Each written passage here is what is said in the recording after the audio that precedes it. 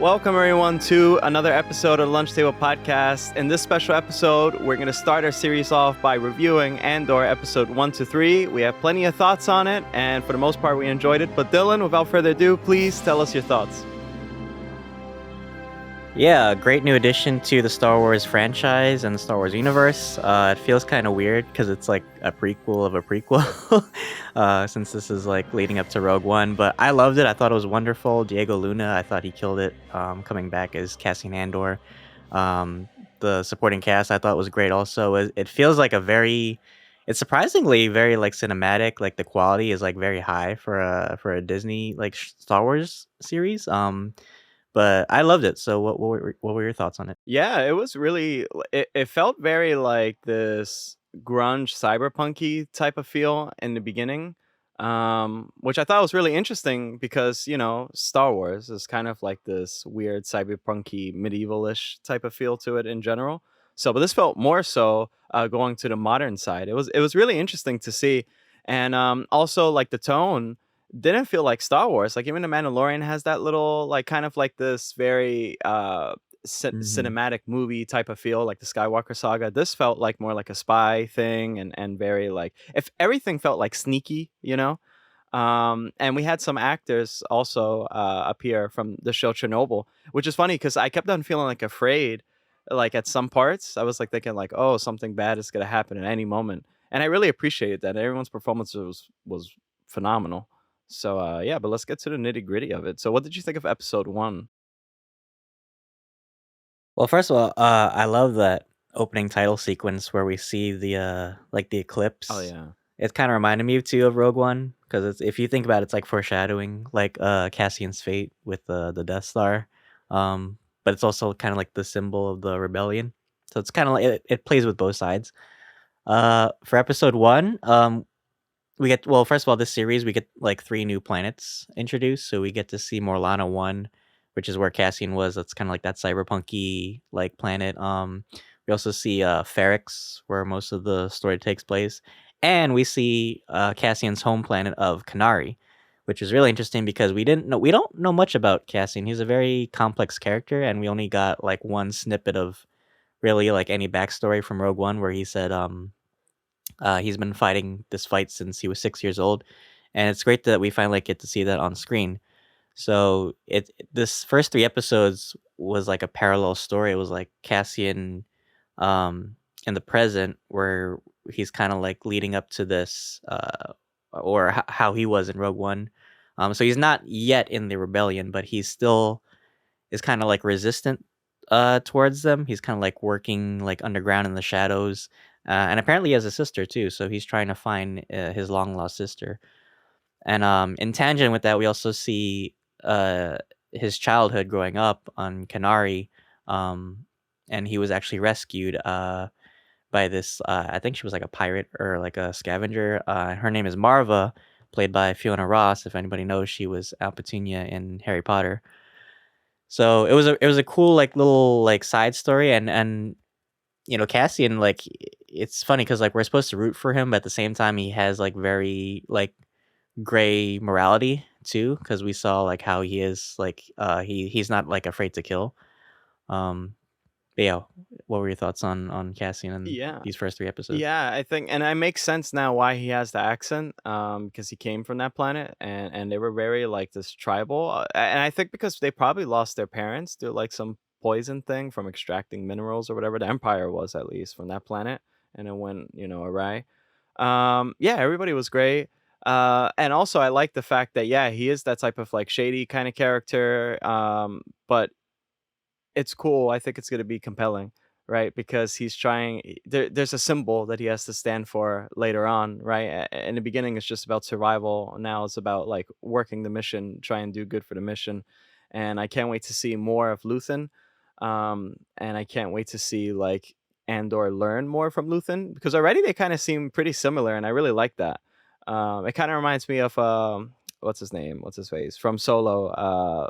When Han was like, Oh, Tobias yeah, Beckett. like, I wonder if it's gonna be like Yeah, that kind of with this reminded me of show. that too. Yeah, exactly. Hmm. So, yeah, and, Bix Callion, played by Adria, Arjona, Adjorna. yeah, she, that was some tea, girl. That like her boyfriend or whatever. I felt weird. It was something like weird. It's like I think it wasn't really a sex scene, but there was like a lot more going on than I ever seen in Star Wars. And I'm down for it. I think they did it really well. And also like there's some cursing later on too, which I didn't expect. So right from the start, it feels like this, they're in the ground level, right? I think I seen in a review where like a lot of the cameras, you know, positions were like aim a little bit lower to show you to symbolize that, like, yeah, we're right there. And I think everything matched. I think everything came together really well, especially the score. So yeah, yeah. Yeah, the supporting cast was great. Stellan Skarsgård as Luthen, he was awesome. He's like a very like mysterious character.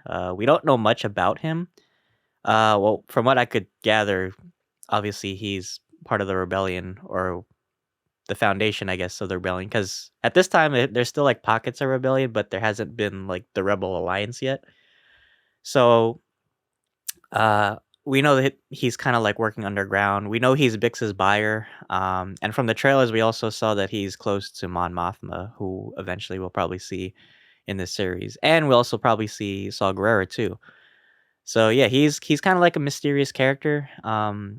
And I'm not sure whether to trust him yet or not, because certain characters in Star Wars have like a duality to them, like even Tobias Beckett and Solo, kind of like betrayed Han too. So I can't fully trust this character yet, but I think he's a really cool character for the most part. Um, and also we see Kyle Soller's character. I forget his name. He's the inspector. Cyril. Oh, Cyril Yeah. Karn. So he's kind of like this corporate. He reminds me. He kind of reminds me of like a young like Jim Gordon, but like for the wrong reasons. That's funny, actually. He's That's like on the true. wrong side. Yeah, yeah, yeah. He's trying to reform like this. I guess this police force. I guess they're kind of like a mini empire. I guess you could say. Um, his I mean he was kind of justified because I can get why he was trying so hard because he lost two of his colleagues because Cassian murdered them, but at the same time, like, he's still on the Empire side too, so it's kinda like a weird I have mixed feelings about him.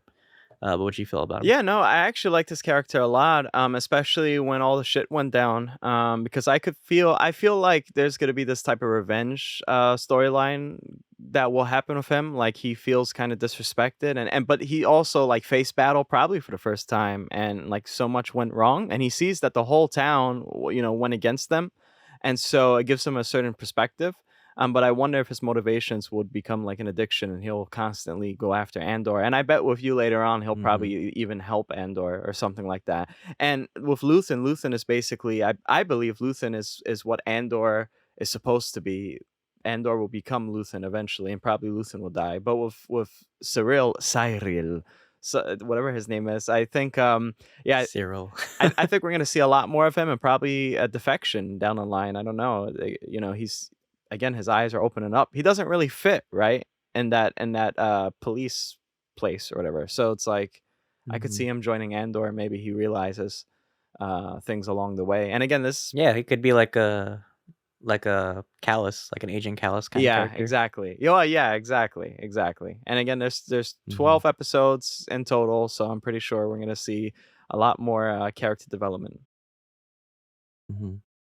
Because he has, like, this weird, like, obsession kind of, like, with, like, order and policy, so wouldn't it be funny if, like, they did, like, a complete turnaround and this turned into, like, Catch Me If You Can, but with with Andor? Andor becomes like a Like, he pilot. just turns into Tom Hanks or some Right. shit. I could see that going down. Um, yeah, but, yeah, this first 3 episodes were great, great reintroduction, to Cassian's story. Cinematography was great, like, the shots were just, like the weathering, the lighting, everything, like, just came together so well. The music, like, that guitar solo we got when, like, Cassian was, like, walking through, like, the industrial yard, I loved it. So many great things about this first introduction. The pacing for me felt a little bit slow in the beginning, but I guess that's why they had the first 3 episodes come out. So now, like you said, it's a 12 episode series, so we can just jump right into the heart of the story. Right. Yeah, I cannot. Yeah, exactly. I can't wait. It's kind of like the slow grind or slow burn. It reminds me kind of like those shows like Breaking Bad or something. Just give it some time to breathe. But for the most part, I see a lot of people are enjoying the show, and I heard that the Rotten Tomato scores is like 90. I think a little bit higher than Mando season one. Unfortunately, we already know the fate of Andor. So I'm not sure if they will make a season two or not. I doubt it, but I think just a standalone miniseries like this, I think it'll be iconic. And who knows, maybe we'll see like a spin-off comic or something down the line. But yeah, I think we about wrapped this up, right? We said all we have to say about it. So guys, if you enjoyed this review, please make sure to drop a like and also subscribe and check out our other Star Wars reviews. We did the Book of Boba Fett, we also did Obi-Wan, and now we're reviewing this. You could expect a weekly review. And also, we're doing a lot of cool stuff down the line. We're really busy this month, and next month we're going to be even more busy. So without further ado, Dylan, please take us away.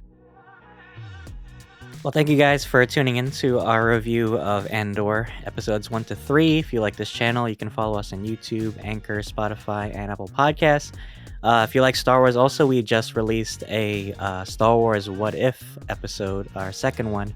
If you guys want to check it out, that we had really a great plethora of like topics about the Star Wars universe. So, yeah, we're also doing Handmaid's Tale. We're reviewing episode 3 today as well at the time of this release, so if you want to check that out if you like Handmaid's Tale. And we have so much more content planned for the rest of the month. But thank you guys so much, and until then, may the force be with you. May the force be with you.